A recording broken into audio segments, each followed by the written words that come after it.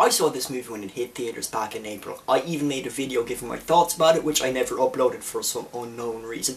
But since it's about to hit video on the 25th of this month, I thought now is the perfect time to give my thoughts on this movie, which was co-written by Buffy creator Joss Whedon. Buffy the Vampire Slayer was the TV version of the movie of the same name that, as far as I recall, didn't do all that well at the box office. The TV show, on the other hand, was a massive success that was beloved by millions upon millions of people around the globe. Not by me though, I hated this show. Every time I had the misfortune of seeing some of this show, I desperately wished that it were possible for me to be able to climb inside the TV set so that I could slap all these motherfuckers in this show around the fucking head with a fucking rainbow trout. Though I won't complain about the theme music, it fucking kicked ass. So I think I've established that bar the theme song, I hate Buffy the cock-sucking vampire slayer. I'm not trying to imply that she actually sucks dick, I was merely just hurling abuse at the TV show.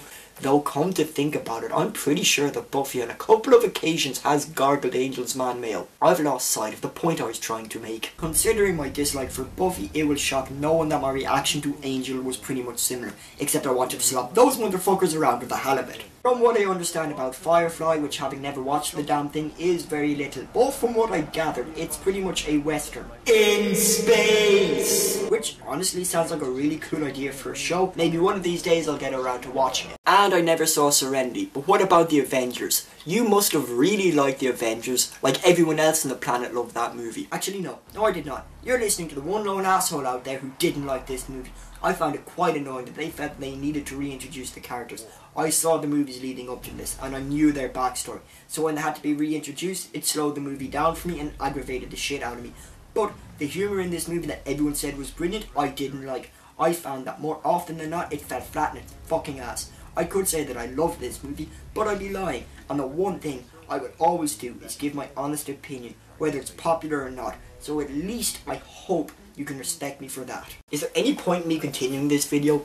You've all rage quit after you heard me bash the Avengers. Fuck, I could skin a bunch of puppies and wear their skin as a coat and you're never gonna know. You're never gonna be offended because you're never gonna see this shit. Oh well, I'll continue on regardless.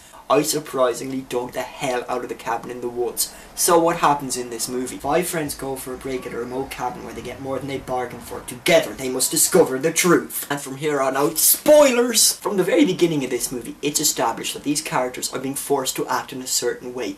We as the audience don't quite know yet, but as the movie continues, we find out that these 5 people have been selected to be sacrificed to a god that can and will destroy the world. As the movie climaxes, it comes down to 2 people who have the ultimate choice of whether to save the world or not, and they don't. While I don't mind this dilemma, it's the fact that it seems really out of character for these 2 to decide to ultimately destroy the world, which is why I didn't really like this ending. Normally an ending like this where someone does something so out of character would make me hate the movie. However, the rest of this movie was so much fun that I was willing to let that shit slide. This movie, in part at least, is an homage to the original Evil Dead movie.